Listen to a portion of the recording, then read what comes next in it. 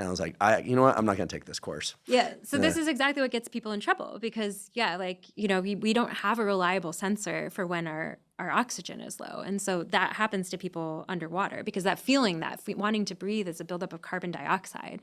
And so, people teach themselves to overcome it, like they're suggesting you do there.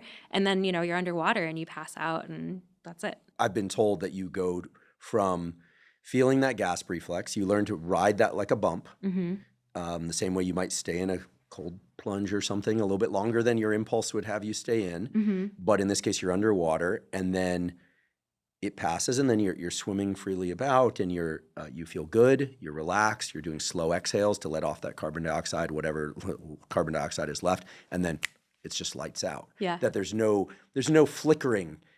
It just goes to complete blackout, right. like curtains, as they call it. And Yeah. then you're dead. Yeah. Unless somebody pulls you up to the surface. Exactly. Yeah. Yeah.